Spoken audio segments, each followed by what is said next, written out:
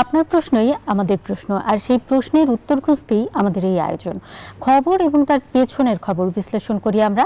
রাজনীতি, অর্থনীতি, সংস্কৃতি, সমসাময়িক বিভিন্ন বিষয় নিয়ে কথা বলি সিএসআরএম জনতন্ত্র গণতন্ত্রে। আপনাদের সবাইকে সিএসআরএম জনতন্ত্র গণতন্ত্রে স্বাগত জানাচ্ছি। আমি অন্তরা বিশ্বাস। আজ আমরা তিনটি বিষয় নিয়ে কথা বলবো। একটি হচ্ছে বেনজির কাণ্ডে উত্তপ্ত রাজনীতি, আরেকটি বিষয় হচ্ছে রিমাল তাণ্ডবে সুন্দরবন সহ বিস্তীর্ণ উপকূলের ব্যাপক ক্ষতি, এবং শেষ যে বিষয়টি নিয়ে কথা বলবো সেটি হচ্ছে ফিলিস্তিনকে স্পেন, নরওয়ে ও আয়ারল্যান্ডের স্বীকৃতি। এই তিনটি বিষয় নিয়ে কথা বলতে আমাদের সঙ্গে আজ স্টুডিওতে আছেন মাহবুব কামাল, সিনিয়র সাংবাদিক। আপনাকে স্বাগত জানাচ্ছি আমাদের এই আয়োজনে। এছাড়াও অনলাইনে তিনটি আলাদা বিষয় নিয়ে তিনজন অতিথি আমাদের সঙ্গে যুক্ত হবেন তিনটি বিষয় নিয়ে কথা বলবার জন্য। শুরুতেই আমরা বেনজির কাণ্ডে উত্তপ্ত রাজনীতি এই প্রসঙ্গে আলাপ করব। আপনারা সবাই জানেন বিএনপির মহাসচিব মির্জা ফখরুল ইসলাম আলমগীর তিনি বলছেন আজিজ, বেনজির এরা কার সৃষ্টি, এক ধরনের প্রশ্ন তুলছেন এবং সেটি আওয়ামী লীগের দিকেই ইঙ্গিত করছেন তিনি, সরকারের দিকে। যদিও আওয়ামী লীগ সাধারণ সম্পাদক ওবায়দুল কাদের তিনি আসলে বলছেন যে সরকার আসলে এই ধরনের ঘটনায় বিব্রত নয়, সরকারের বিচার করার সৎসাহস রয়েছে। এবং যেটি আমরা এখন দেখতে পাচ্ছি যে বেনজির আহমেদ ও তার স্ত্রী সন্তানদের দুদকে এরই মধ্যে তলব করা হয়েছে। এই প্রসঙ্গে আমরা শুরুতে কথা বলতে চাই, কারণ আপনারা সবাই জানেন দর্শক যে বেনজির আহমেদের গুলশানে ফ্ল্যাট কেনা, তার কয়েকশো বিঘা জমি এবং বিভিন্ন অর্থ এবং সম্পদ সকল কিছু নিয়েই সারা বাংলাদেশে ভীষণ রকম আলোচনা হচ্ছে। শুরুতেই জানা মাহবুব কামাল, আপনার কাছে আসলে যেটি জানতে চাই, মানে ইতিহাসে এরকম ঘটনা খুব বিরল বাংলাদেশের ইতিহাসে, কিন্তু তারপরেও ঘটছে আমরা দেখতে পাচ্ছি। নিঃসন্দেহে যদি তিনি অপরাধী হয়ে থাকেন এটি একটি ভালো উদ্যোগ এবং আমরা সবাই চাই যে বিচারটা সেটি সুষ্ঠুভাবে সম্পন্ন হোক। কিন্তু প্রশ্ন যেটা থেকে যাচ্ছে যে এরকম ঘটনা তো শুধুমাত্র বেনজির আহমেদ যদি করে থাকেন তাহলে তিনি একাই করেননি, এরকম তো আরও অনেক ঘটনা বাংলাদেশে রয়েছে। তাহলে এই যে এক একজনকে সিলেক্ট করে নিয়ে তাদেরকে মানে বিশেষ কি বলে নেতিবাচকভাবে তাদেরকে দেখার এই কারণটা আসলে কি, সবাইকেই কেন একই রকম ভাবে দেখা হচ্ছে না? না, এটা খুব সারপ্রাইজিং যে বেনজির আহমেদের যে ভাবমূর্তি আমরা দেখেছিলাম এই টেলিভিশনে, তিনি যখন আইজিপি ছিলেন এবং র্যাবে ছিলেন, মানে মনে হচ্ছিল যে মানে he is honest like anything. মানে এত সুন্দর সুন্দর কথা, একটা শিক্ষিত লোক, একটা ইংরেজিও বলতো মাঝে মাঝে, এবং একটা শুদ্ধাচার পুরস্কারও বোধহয় শুনি পেয়েছেন আর কি। তো অনেকের মধ্যে এরকম একটা পারসেপশন ছিল যে লোকটা বোধহয় ভালোই, মানে মানে সরকারকে টিকিয়ে রাখার জন্য হয়তো কাজ করছে, কিন্তু লোকটা বোধহয় বেসিক্যালি ভালো, এরকম একটা ধারণা ছিল।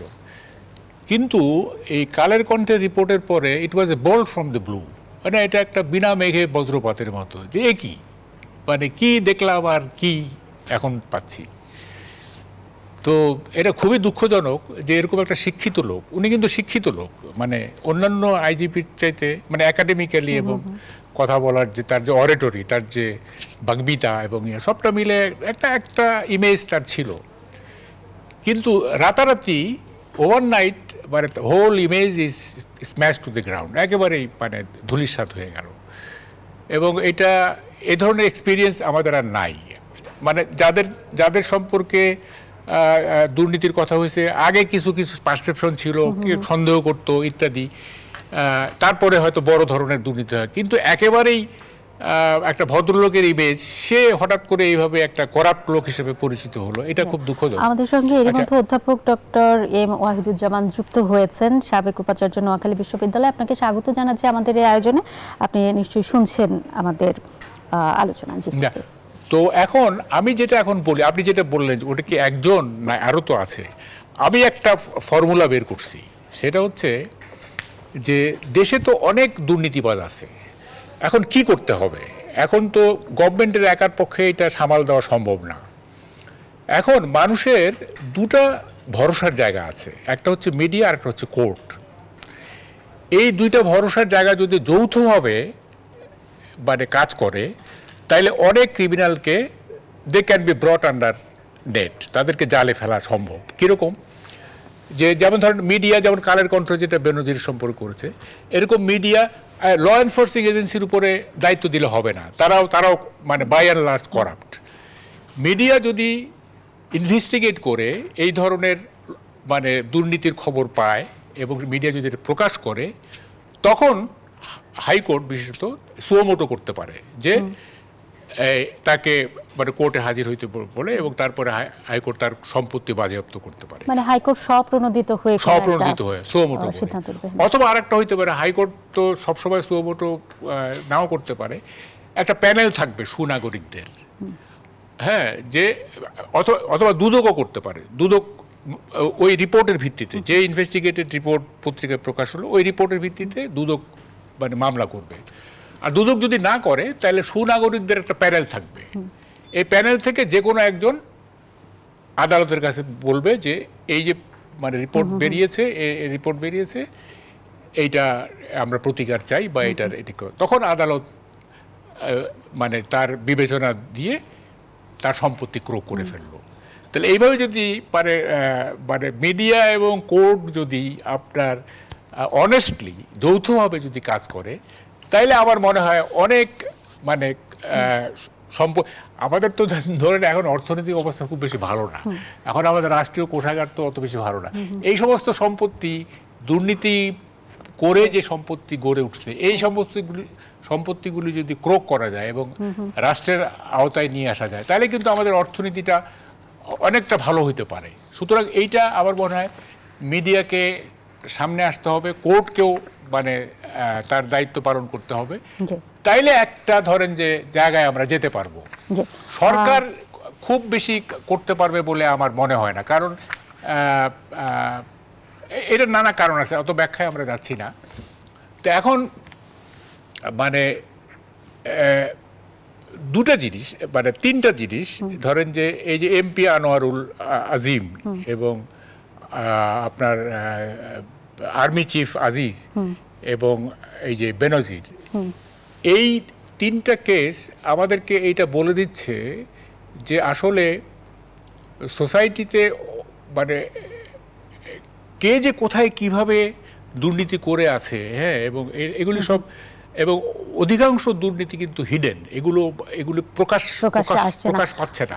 এবং যখন ওয়াহিদুজ্জামান আছেন, একটু শেষ করে দিই, মানে যখন কোনো ঘটনা ক্লিক করে যায়, তখন দেখা যায় যে এইটার বিস্তার অনেক বড়, কিন্তু সব ঘটনা তো ক্লিক করে না। কারণ যেমন ধরেন আজিম যদি নিহত না হতেন, কলকাতায় যদি উনি মারা না যেতেন, তাহলে এটা ক্লিক করতো না, তাহলে হয়তো কি ওই এটা দিনের পর দিন চলতেই থাকতো।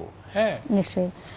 অধ্যাপক ডক্টর এম ওয়াহিদুজ্জামান আছেন, আপনার কাছে আসলে যেটি জানতে চাই, যে বিষয় নিয়ে আমরা কথা বলছিলাম, যে এই ঘটনা তো একদিনে ঘটেনি, তিনি একদিনে 4টি ফ্ল্যাট কিনেছেন, তার পরিবারের 345 বিঘা জমি, সবচেয়ে বেশি তার স্ত্রীর নামে, আবার কোথায় যেন আমি দেখলাম যে 600 বিঘার উপরে তার পরিবারের সকল সদস্যের মিলিয়ে জমি। মানে এগুলো তো তিনি একদিনে করেননি, রাতারাতি করেননি, এবং এত সম্পদ গড়তে, এই সম্পদের পাহাড় গড়তে একটা দীর্ঘ সময় লেগেছে, এবং সবার অগোচরে এত বড় সম্পদ করে নেওয়া সম্ভব নয়, বিশেষ করে সরকারের একেবারে অগোচরে, সরকার কিছুই জানে না, সেটা কি আদৌ সম্ভব কিনা অধ্যাপক ডক্টর এম ওয়াহিদুজ্জামান? আর হঠাৎ করে জেনে গেল একটি পত্রিকা রিপোর্ট করার পরে, এর আগে তারা কিছুই জানতো না, এটি সম্ভব কিনা? আপনাকে ধন্যবাদ। এবং আমাদের চমৎকার ভাবে উনিও বলেছেন, বা বেনজির আহমেদ আসলে আমারও খুবই ঘনিষ্ঠ জন, এবং ছাত্র জীবনে আমরা জহুরুল্লাহ পাশাপাশি রুমেই, আমার পাশের রুমে যে হোম সেক্রেটারি ছিলেন আখতার হোসেন, তারপর আমি তারপর বড় রুমে থাকতাম, এর পরের এক রুম পরেই বেনজির আহমেদ থাকতাম। নিকনেমেই আমাদের সাথে প্রত্যেকের পরিচয় বসে রাখি, এবং আমরাও কিন্তু জানতাম, এবং উনি আইজিপি থাকার সময় বা র্যাবে সব জায়গায় কিছু ভালো কাজও হয়েছে পুলিশ কমিশনার, এবং এই যে পুলিশের সিলেকশন, সাব ইন্সপেক্টর বড় একটা সিলেকশন আইজিপি সময় হয়েছে, এবং মোটামুটি যতদূর আমি জানি যে যোগ্য লোকরাই, মানে যে সেই লাখ লাখ টাকা দিয়ে যে চাকরি, সেই জায়গাটা হয়নি হয়েছে। কিন্তু আমরাও একেবারে আকস্মিক ভাবেই এইভাবে তার এত সম্পত্তি দেখে আমরা একটু বিস্মিত হয়েছি। এখন সেটাই যে এখন নানাভাবেই শুনছি নানা জায়গায় যে সম্পত্তি আছে, বা একের পর বাজেয়াপ্ত হচ্ছে। তবে আমি বলবো যে বরাবরই আমি ব্যক্তিগতভাবে আমরা দুর্নীতির বিরুদ্ধে লড়াই করে আসছি, এবং দুর্নীতিবাজদের বিচার হোক, সর্বোচ্চ আদালত মানে সর্বোচ্চ শাস্তি হোক, এবং বিশেষ করে তাদের সম্পত্তি বাজেয়াপ্ত হোক। তারা তাদের আত্মীয় স্বজন, শুধু পরিবার না, পরিবারের বাইরেও অনেক সময় ভাই, শ্যালক, ভাই না হলে শ্যালক টালক, শ্বশুর শাশুড়ি, নানা জনের নামে থাকে। আসলে সকল সম্পত্তি আইনে আওতা আসতে পারে, এবং এগুলো বাজেয়াপ্ত করে তারপরে বিচারের জায়গায় যাওয়া, এটা একটা ভালো দিক। হচ্ছে এই টাকা দিয়েই তারা বিচারকে অনেক সময় প্রভাবিত করার চেষ্টা করে, বারো আইনজীবী বা নানা প্রক্রিয়ায় তারা করে। এখানে আরেকটি প্রশ্ন আমি একটু করতে চাই অধ্যাপক ডক্টর ওয়াহিদুজ্জামান, সেটি হচ্ছে মানে ওনার স্ত্রী, সন্তান এবং কয়েকজন স্বজনের নামে যদি এরকম বিঘার পর বিঘা জমি থাকে, কখনো কি এই পরিবারের সদস্যদের মনেও কি এই প্রশ্নটি জাগেনি যে মানে এত টাকা কোথা থেকে আসছে একজন সরকারি কর্মকর্তার কাছে? শোনেন, সেটি তো অবশ্যই সেই প্রশ্ন আসা স্বাভাবিক, কিন্তু হয়তো অনেক সময় জড়িয়ে যায়। আরেকটা হলো, আমার কাছে মনে হয় যে এই যারা দুর্নীতি একবার জড়িয়ে যায়, টাকা পয়সা বা লোভটা এমন একটা জিনিস যে তাদের কোনো সীমা থাকে না। আমরা অনেক সময় বলতে চাই এত টাকা দিয়ে একটা লোক কি করবে? একটা লোকের কি শত শত কোটি টাকা দরকার? একটা লোক হাজার হাজার কোটি টাকা দরকার? মনে করেন কিছু ব্যবসায়ী আছে, তারা করছে ব্যাংক ট্যাঙ্ক নানাভাবে, তারা ব্যবসা সম্প্রসারণ করছে। কিন্তু একজন চাকরিজীবী বা একজন এই ধরনের মানুষ, তার তো ওই ধরনের বড় হাউসের মালিক, বড় ব্যবসায়ীও দরকার নাই। তো সুতরাং এত টাকা দিয়ে কি করে? কিন্তু এইটা ব্যাপারটা বোধহয় এরকম যে একটা মানুষ যখন মানে লোভের মধ্যে চলে যায়, সেই লোভ মানুষকে কোনো সীমারেখা নেই লোভের তখন। এবং আমাদের দুর্ভাগ্য এই যে পরিবারের লোকগুলো জড়িয়ে যায়। এখানে দুটো আছে। অনেক সময় আমরা দেখি সৎ ব্যক্তি পরিবারে জায়গা পায় না। অনেক সময় পরিবার মানতেও চায় না যে আপনি একটা এত বড় জায়গায় আছেন, আপনি কেন আপনার বোনের বিয়ে এত টাকা দিতে পারবেন না? কেন আপনি পরিবারের বা অন্য জায়গায় একটা সাপোর্ট দিতে এত পারবেন না? সেটা কিন্তু মানতে চায় না যে তুমি এত বড় একটা পদে আছো, তুমি তার মানে তুমি সেলফিশ, তুমি করছো না। আরেকটা অনেক সময় আছে যে সে কারণে অনেকে বাধ্য হয়ে দুর্নীতিতে জড়াই পড়ে। আবার অনেক সময় পরিবার অ্যাকসেপ্ট করে না। যেমন আমরা শোনা যাচ্ছে বা আমরা দেখছি যে এই যে আনোয়ারুল আজিম জানার হয়েছে, তার ওয়াইফকে আমরা খুব একটা দেখছি না, এবং অনেকে বলে যে তার এই সকল কর্মকাণ্ডে ওয়াইফ ওই রকম সমর্থন ছিল না বলে তিনি সামনে আসছেন না, বা তিনিও বিরক্ত ছিলেন। এই দুটোই আছে। তবে এটা ঠিকই, আমাদের প্রয়াত অ্যাটর্নি জেনারেল মাহবুবে আলম বলছিলেন যে দুর্নীতি এমন একটা জিনিস যে সেটা কিন্তু গোপন থাকে না, কিন্তু আমাদের সমাজে এই দুর্নীতির মাত্রা এমন পর্যায়ে বেড়েছে, কি আমরা ব্যবসায়ী, কি চাকরিজীবী, কি পুলিশ, কি অন্য, আমি সব পেশার নাম নিয়ে ছোট করতে চাই না, তাহলে হয়তো কেউ একটা আমার বিরুদ্ধে মামলা করে দেবে, বা কি শিক্ষক, নানা জায়গায় একটা মহামারী আকারে ধারণ করেছে। এবং সবচেয়ে যেটা, আগে তো একটা হাজার লাখ কোটি থাকতো, এখন মানে আমরা তো কল্পনাও করতে পারি না যে একটা লোকের শত কোটি টাকার মালিক বা শত কোটি টাকার দুর্নীতি কিভাবে এটা হয়, কিভাবে শত হাজার কোটি টাকা, সেই তো অনেক টাকা, সেখানেই তো অনেক টাকা। অনেক ধন্যবাদ আপনাকে। অনেক ধন্যবাদ আপনাকে। যেমন মাহবুব কামাল, আপনার কাছে আরেকটি প্রশ্ন আসলে রাখতে চাই। উনি তো শুধু দেশেই সম্পদ গড়েননি, উনি দেশের বাইরেও কয়েকটি দেশে সম্পদ গড়ে তুলেছেন। তো দেশের বাইরে যখন কেউ এরকম কোনো কিছু কেনেন বা ব্যবসা করেন বা টাকার পাহাড় গড়েন, তখন কি দেশের কিছু করার থাকে কিনা, বা এটি কি পুরোপুরি দেশের অজান্তেই হয়ে যায়? সেটা সুইজারল্যান্ডের ব্যাংক নয়, এছাড়াও ওনার বেশ কয়েকটি দেশে। আচ্ছা, আমি ওই কানেক্টিভিটির যে গেস্ট, ওনার কথাটা একটু সম্প্রসারণ করি। সেটা হচ্ছে, দেখেন এই যে টাকার যে ব্যাপারটা, এই যে অনেক টাকার দরকার, এটা দুই ধরনের ব্যাপার আছে। একটা হচ্ছে যারা কর্মসংস্থান করেন বা ধরেন বিজনেস এক্সপ্যান্ড করতে চান, বিজনেস এক্সপ্যান্ড করে মানুষকে কর্মসংস্থান করে মানুষের অন্যদের লাইভলিহুড মেনটেন করা ইত্যাদি, সেই নেশাটা কিন্তু ভালো। হ্যাঁ, যে তার টাকার প্রতি যদি তার মোহ থাকে, কোনো ব্যাপার না এটা। কিন্তু আমার কাছে যেটা প্রশ্ন, সেটা হচ্ছে যে ধরেন একটা লোক, তার বয়স 30-40, তার টাকার লোভ থাকতে পারে যে সামনে বিস্তর জীবন পড়ে আছে, ভোগ করব ইত্যাদি। কিন্তু ধরেন 70, 75, 80 এই বয়সের লোকদেরও দেখি যে টাকার প্রতি মোহ, এবং তার কিন্তু কোনো মানে একটা ইন্ডাস্ট্রি করে যে কর্মসংস্থান করবে সেটার নয়, এমনি টাকার তার লোভ। যেমন মির্জা গোলাম হাফিজ, তার বয়স যখন 80, সময় কম, হ্যাঁ 80, তখন ওই তার একটা দুর্নীতি ধরা পড়ল। তখন আমি লিখছিলাম যে মির্জা হাফিজ চোখেও দেখে না, কানেও শোনে না, পারে শুধু টাকা গুনতে। মানে এত বয়স হয়ে গেছে, চোখেও দেখে না, কানেও শোনে, কিন্তু টাকা গুনতে পারে। এই টাকা দিয়ে উনি কি করবেন? তার বয়স তো 80 তখন, তাই না? তো এটা একটা পিকুলিয়ার ব্যাপার যে আমি one leg in the grave, এক পা আমার কবরে, অথচ আমার কোটি কোটি টাকা দরকার। এটার কোনো ব্যাখ্যা নাই আর কি।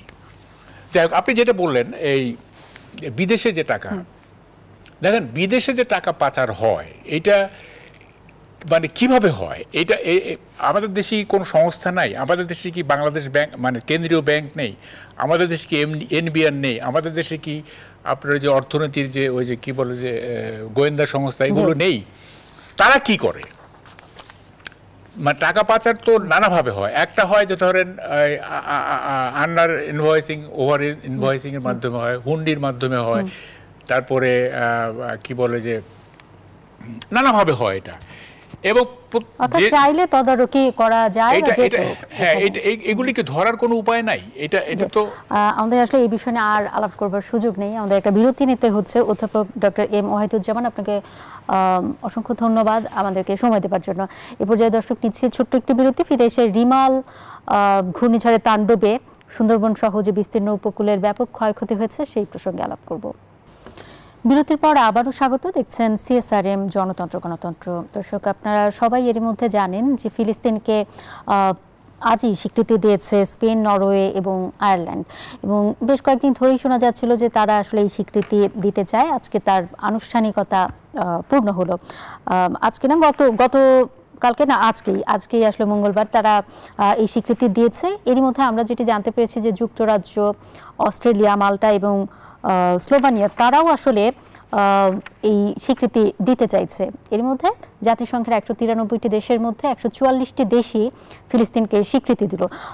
ইসরায়েল অনেকটা একঘরে হয়ে যাচ্ছে বলে আপাত দৃষ্টিতে মনে হচ্ছে, কিন্তু আসলেই তা হচ্ছে কিনা, বা ইসরায়েলের শক্তি কি ধীরে ধীরে কমছে নাকি আসলে কিছুতেই কিছু আসে যায় না, সেই প্রসঙ্গে এবার আমরা আলাপ করব। আমাদের বিষয় হচ্ছে ফিলিস্তিনকে স্পেন, নরওয়ে ও আয়ারল্যান্ডের স্বীকৃতি। এই বিষয় নিয়ে কথা বলতে ডক্টর এম শাহিদুজ্জামান, সাবেক অধ্যাপক, আন্তর্জাতিক সম্পর্ক বিভাগ, ঢাকা বিশ্ববিদ্যালয়, আমাদের সঙ্গে যুক্ত হয়েছেন। আপনাকে স্বাগত জানাচ্ছি আমাদের এই আয়োজনে। এবং জনাব মাহবুব কামাল, আপনি তো আছেনই, আপনাকেও আবারও স্বাগত। শুরুতেই ডক্টর এম শাহিদুজ্জামান, আপনার কাছে আসলে যেটি জানতে চাই, এই স্বীকৃতি প্রদানের মধ্য দিয়ে ইসরায়েলের শক্তি কিছুটা কমে কিনা, বা তার প্রতি যে সমর্থন পুরো বিশ্বে, মানে 193টি দেশের মধ্যে 144টি দেশই ফিলিস্তিনকে এরই মধ্যে স্বীকৃতি দিয়েছে, এবং সেটা ইসরায়েলকে ভয় না করে, সেই প্রসঙ্গে আসলে আপনার কি মত? এতে কি ইসরায়েলের কোনো ধরনের সমস্যা হবে কিনা, বা তার ক্ষমতা কিছুটা খর্বিত হবে কিনা? ধন্যবাদ। অবশ্যই এটা একটা টার্নিং পয়েন্ট বলা যায়, কেননা এমন একটা সময়ে এই তিনটি দেশের স্বীকৃতি আসছে যখন ইসরায়েল একটা চরম বর্বর আক্রমণ চালিয়েছে গাজায়, এবং এখন ইসরায়েল বলতে গেলে রাফা পয়েন্টে যে তাণ্ডবলীলা শুরু করেছে, এতে স্বয়ং মার্কিন যুক্তরাষ্ট্র ক্ষুব্ধ হয়েছে এবং ইসরায়েলকে বলেছে অবিলম্বে বন্ধ করতে এই রাফাতে আঘাত, কেননা এর ফলে ইজিপ্ট এখন ইসরায়েলের দ্বারা আক্রান্ত হতে যাচ্ছে। এখন এই যে ইউরোপিয়ান ইউনিয়নের এই তিনটি গুরুত্বপূর্ণ দেশ স্বীকৃতি দিয়েছে, আপনি যেটা বললেন যে ফলশ্রুতিতে এখন অন্যান্য দেশগুলোও কিন্তু এগিয়ে আসবে, এবং বলতে গেলে মার্কিন যুক্তরাষ্ট্র অনেকাংশেই এখন একটা দূরত্বের অবস্থানে চলে গিয়েছে ইউরোপের সাথে। কিন্তু যেটা তাৎপর্যপূর্ণ তা হচ্ছে যে ইসরায়েলি যে নেতৃত্ব, তার প্রধানমন্ত্রী এবং ইসরায়েলি ক্যাবিনেট, তাদের যে রিয়াকশন, অত্যন্ত ক্রুদ্ধ ভাবে ইসরায়েল রিয়াক্ট করছে, এবং এটা ইসরায়েল কিছুতেই মেনে নিতে পারছে না তাদের নেতৃত্ব, যে কেন হামাস ও ইসরায়েলি নেতৃত্বকে একই কাতারে রাখা হচ্ছে, এবং ইন্টারন্যাশনাল ক্রিমিনাল কোর্ট যে অ্যারেস্ট ওয়ারেন্ট ইস্যু করেছে সেটার ব্যাপারেও ইসরায়েলি নেতৃত্ব অত্যন্ত ক্ষুব্ধ। নরওয়ে ইতিমধ্যে যে ঘোষণা দিয়েছে যে তারা এখন আইসিজের যে ইনস্ট্রাকশন মেনে চলবে, অর্থাৎ এই যে নেতানিয়াহু যদি নরওয়েতে আসে তখন তাকে অ্যারেস্ট করতে বাধ্য থাকবে। এটা একটা খুবই তাৎপর্যপূর্ণ, একটা অপমানজনক প্রক্রিয়া ইসরায়েলি নেতৃত্বের, এবং এখানে একটা বাস্তবতার নিরিখে ইউরোপের অন্যান্য দেশ যেমন জার্মানি, ব্রিটেন, এরাও কিন্তু এখন এদের দেশে গণমত খুব দ্রুত পরিবর্তিত হচ্ছে। এবং বলতে গেলে ঋষি সুনাক কিন্তু যখনই আমেরিকার পক্ষ নিয়েছিল এই গাজার আক্রমণের বিষয়ে, তখন থেকে ঋষি সুনাকের নিজের দলেই তার বিরুদ্ধে আস্থার একটা ক্ষয় দেখা দিয়েছে। এবং অনেকে ভাবছে যে ঋষি সুনাক যে ইলেকশন কল করেছে জুলাই মাসে, সেখানে তার দলের ইলেকশন জিতে আসার সম্ভাবনা ক্ষীণ হয়ে আসছে। তো এর পেছনে ব্রিটেনের যে অবস্থান, ইউরোপিয়ান ইউনিয়নের থেকে বের হয়ে আসার পরে, এটারই একটা প্রতিফলন বলা যায়। সুতরাং এটা খুব অবাক হবার কিছুই থাকবে না যদি আগামী দিনগুলোতে স্বয়ং ব্রিটেনও এগিয়ে আসে ফিলিস্তিনকে স্বীকৃতি দিতে। তবে যেই বিষয়টা সবচেয়ে তাৎপর্যপূর্ণ তা হচ্ছে এই যে সৌদি আরব সহ অন্য আরব দেশগুলো, স্পেশালি সৌদি আরব, নতুন করে তারা ইসরায়েলকে শুধু আহ্বানই করেনি, সৌদি আরবের ফরেন মিনিস্টার এটাও বলেছে যে যদি ইসরায়েল ফিলিস্তিনকে স্বীকৃতি না দেয় তাহলে ইসরায়েলের অস্তিত্বকেও কোনোভাবে স্বীকৃতি দেওয়া সম্ভব হবে না। এটা অত্যন্ত সুদূর প্রসারী একটা উক্তি, এবং সৌদি আরবের পররাষ্ট্র নীতির ক্ষেত্রে এটা বলতে গেলে একটা উল্লেখযোগ্য অবস্থান। আর তাছাড়া আরেকটা বিষয়ে সৌদি আরব খুব স্পষ্ট অবস্থান নিয়েছে যে 1967 এর বর্ডারে ফিরে যেতে হবে ইসরায়েলকে। এটা অর্থ হচ্ছে এই যে ইসরায়েল যে গত প্রায় 50 বছর ধরে যেভাবে তারা ইসরায়েল ফিলিস্তিনি জমি দখল করে নিয়েছে, এমনকি সেখানে স্থায়ীভাবে তারা আবাসন সৃষ্টি করে নতুন নতুন নগরী সৃষ্টি করেছে, তাতে এটা বাস্তব ক্ষেত্রে ইসরায়েলের পক্ষে বাধ্যতামূলক কোনো ব্যবস্থা না নিলে কোনোভাবেই ইসরায়েল এই ফিলিস্তিনি ভূমি ছেড়ে দেবে বলে তার কোনো আভাস পাওয়া যাচ্ছে না। এখন ইসরায়েল দাবি করছে যে পূর্ব জেরুজালেমকে ফিলিস্তিনের রাজধানী করা, সেটাও সে কোনোভাবেই মেনে নেবে না। ইসরায়েলের ফরেন অফিস দাবি করছে যে 3000 বছর আগে ইসরায়েলের রাজধানী সৃষ্টি করা হয়েছিল জেরুজালেমকে। এই ধরনের উদ্ভট কথা যদি এখন ইসরায়েল অফিসিয়ালি দাবি করে এবং মার্কিন যুক্তরাষ্ট্র এই ধরনের একটা উদ্ভট অবস্থানকে সমর্থন দেয়, তাহলে বিশ্ব ব্যবস্থায় এটা একটা আন্তর্জাতিক আইনের চরম বরখেলাপ হিসেবেই দেখা যাবে। কেননা মার্কিন যুক্তরাষ্ট্র নিজেই কিন্তু প্রেসিডেন্ট যে বিল ক্লিন্টনের সময় এটা সুস্পষ্টভাবে মেনে নিয়েছিল যে পূর্ব জেরুজালেম হবে ফিলিস্তিনের রাজধানী এবং জেরুজালেম শহরকে ভাগ করা হবে। আজকে ইসরায়েল সমস্ত জেরুজালেম দখল করে নিয়েছে, আল আকসা মসজিদে সে পদচারণা করে এবং ঠিক করে দেয় যে কারা নামাজে যেতে পারবে কিনা ফিলিস্তিনিদের মধ্যে। এবং অনেকেই এটা আশঙ্কা করছে যে শেষ পর্যন্ত হয়তো আল আকসা মসজিদের অস্তিত্ব ইসরায়েল মেনে নেবে কিনা সেটা নিয়েও প্রশ্ন দেখা দিয়েছে। সুতরাং ইসরায়েলের এই হঠকারিতা নীতি থেকে ইসরায়েলকে সরিয়ে আনা, এটারই একটা নতুন চ্যালেঞ্জ সৃষ্টি হচ্ছে। এবং সেদিক থেকে দেখতে গেলে আজকে যে 3টি অত্যন্ত গুরুত্বপূর্ণ দেশ ইউরোপের, তারা যে স্বীকৃতি দিল এর একটা সুদূর প্রসারী পরিণতি হবে। অবশ্য এটা সত্যি যে নরওয়ে এটা ঘোষণা দিয়েছে যে আমরা কোন রকমের অফেন্সিভ বা বৈরিতার সম্পর্ক দেখতে চাই না। আমরা এই স্বীকৃতির মাধ্যমে ফিলিস্তিন আর ইসরায়েলের মধ্যে আলোচনা দেখতে চাই এবং সহযোগিতা দেখতে চাই। অনেক অনেক ধন্যবাদ। জি জি ডক্টর এম শাহিদুজ্জামান, অনেক ধন্যবাদ আপনাকে। জনাব মাহবুব কামাল, আপনার কাছে আসলে যেটা জানতে চাই, এই ইসরায়েল এবং ফিলিস্তিনকে কেন্দ্র করে মানে যুক্তরাষ্ট্র হয়তো বা এখন দু একটি ঘটনায় ইসরায়েলকে না করছে, কিন্তু মানে যুক্তরাষ্ট্রের মধ্যেই তো শিক্ষার্থীরা আন্দোলন করেছে, আবার যুক্তরাষ্ট্র ইরানের প্রেসিডেন্ট রাইসিকে হত্যা করেছে কিনা এটি নিয়েও বিশ্বে এক ধরনের বিতর্ক রয়েছে। মানে তারাও তো অনেক কিছু করেছে এই ইসরায়েলকে সমর্থন করবার জন্য। তাহলে মানে কোন দিকে আসলে যাচ্ছে বিষয়টা? এখন কি তারা ইসরায়েল থেকে একটু পিছুপা হচ্ছে কিনা? প্রথম কথা হচ্ছে, আমি বোধহয় বেশি সময় পাবো না। প্রথম কথা হচ্ছে, এই যে স্বীকৃতি দিল, এটা কিছু যায় আসে না, এটা কিছুই যায়, ইট মিনস নাথিং। মানে আই কন্ট্রাডিক্ট উইথ শাহরিয়ার সাহেব। প্রথম কথা হচ্ছে, কাকে স্বীকৃতি দিল? একটা রাষ্ট্র গঠনের 4টে উপাদান আছে। 1 নম্বর হচ্ছে ডিমার্কেটেড ল্যান্ড, 2 নম্বর হচ্ছে পপুলেশন, 3 নম্বর হচ্ছে গভর্নমেন্ট, 4 নম্বর হচ্ছে সোভারেনিটি বা সার্বভৌমত্ব। এই 4টা শর্ত থাকলেই একটা ভূখণ্ড রাষ্ট্র হয়। এখন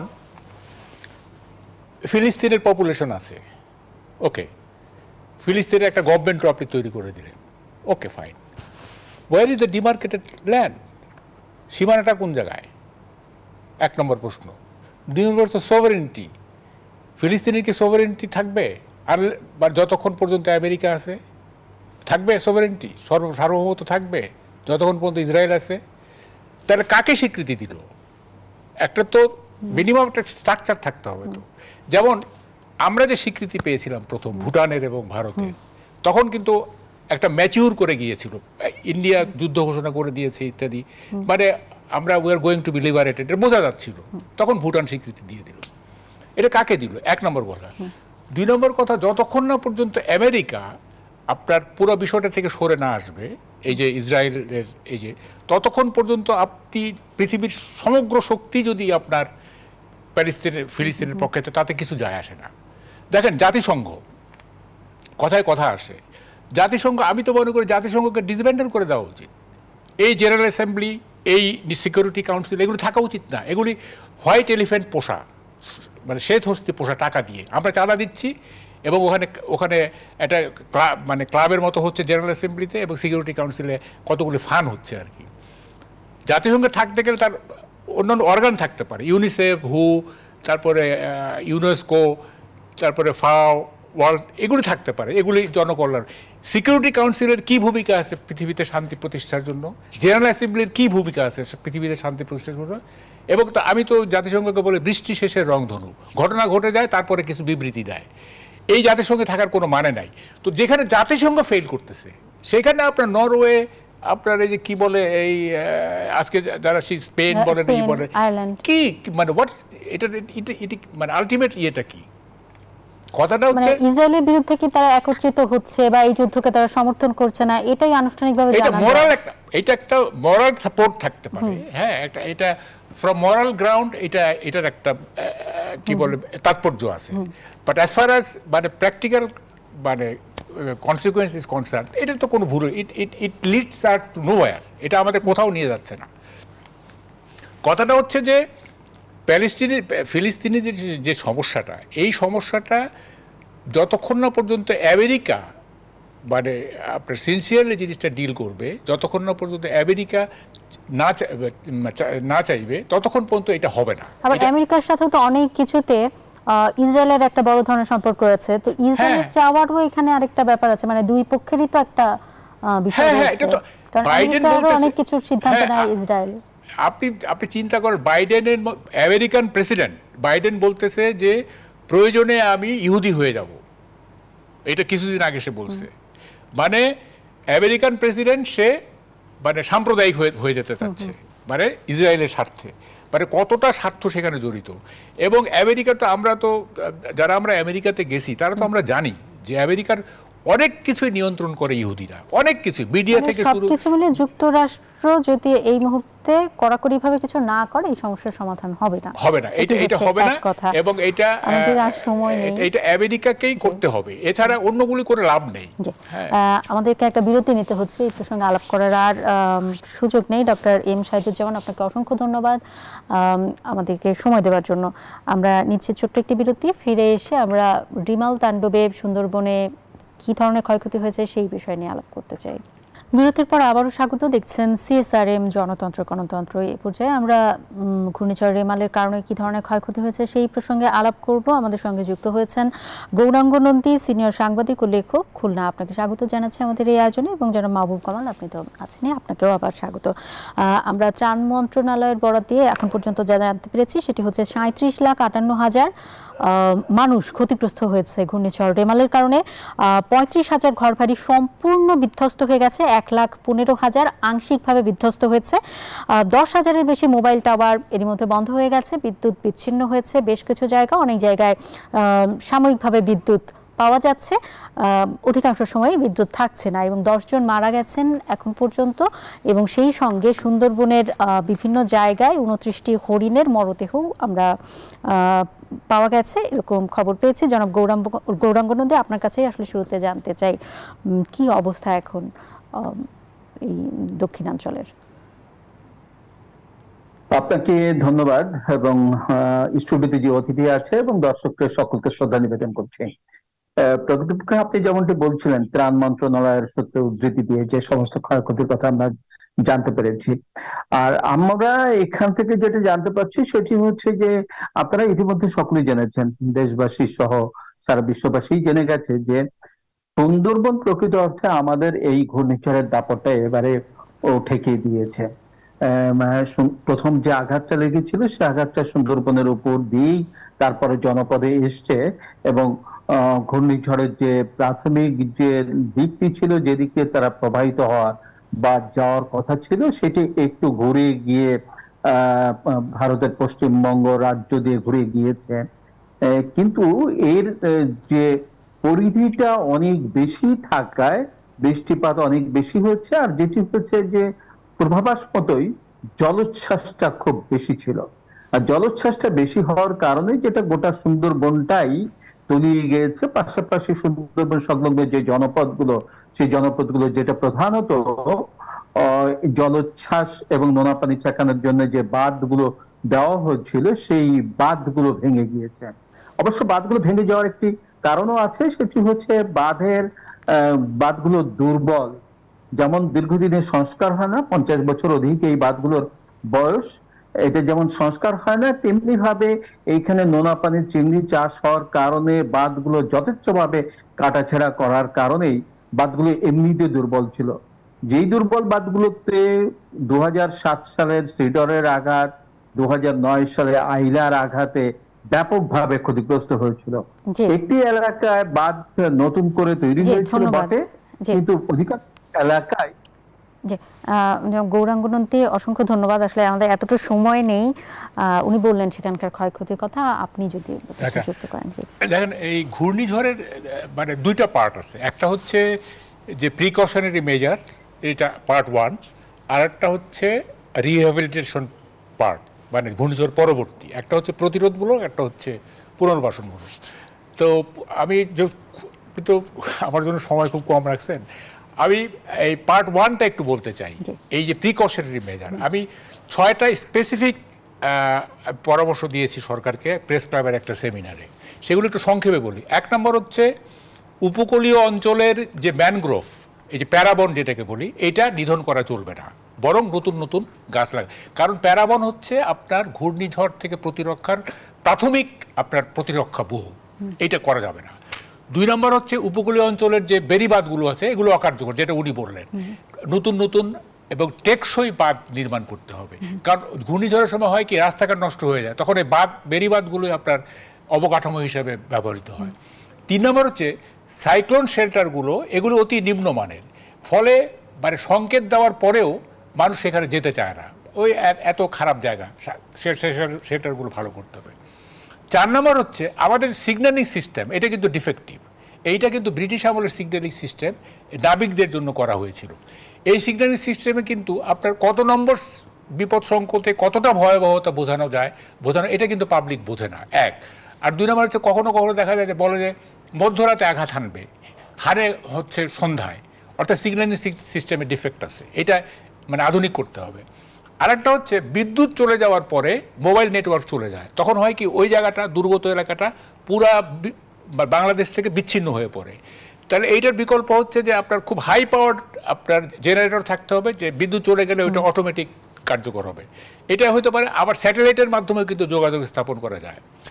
আর 6 নম্বর হচ্ছে যে উপকূলীয় এলাকাগুলোর যে উপজেলাগুলো আছে, প্রতিটা উপজেলায় বছরব্যাপী আপনার খাদ্য নিরাপত্তা থাকতে হবে, বছরব্যাপী। যে কোনো সময় যদি আঘাত আনে তাইলে যাতে বাইরে থেকে ত্রাণ যাওয়ার আগেই ওখানকার খাদ্য সামগ্রী দিয়ে যাতে ক্ষুধা নিবারণ করা যায়, এটা মজুদ থাকতে হবে সারা বছর ব্যাপী। এই 6টা আমি স্পেসিফিক পরামর্শ দিই। এটা হচ্ছে মানে প্রি ঘূর্ণিঝড়, মানে প্রিকশনের মেজার। এখন আসলে আপনি রিহ্যাবিলিটেশনে আপনি তো সময় দিচ্ছেন না, এটা কিভাবে হবে বলেন আপনি? এটা তো একটা বড় ব্যাপার। আপনি এবং আপনার এই বিষয়ে এক ধরনের গবেষণাও রয়েছে, আপনার কথা শোনাটা খুবই জরুরি ছিল, কিন্তু একদমই সময় নেই। অনেক ধন্যবাদ আপনাকে আমাদের আমন্ত্রণ গ্রহণ করবার জন্য, এবং জনাব গৌরাঙ্গ গুণনদী আপনাকেও অনেক ধন্যবাদ। আসলে সময় স্বল্পতার কারণে আমরা বিস্তারিত আলাপ করতে পারলাম না। দর্শক আপনারা যারা ছিলেন এতক্ষণ আমাদের সঙ্গে, ঘূর্ণিঝড় কবলিত এলাকায় আসুন আমরা যে যা জায়গা থেকে যতটুকু পারি সহযোগিতার হাত বাড়িয়ে দেই। আজকের মতো শেষ করছি। সিএসআরএম জনতন্ত্র গণতন্ত্র, শুভরাত্রি।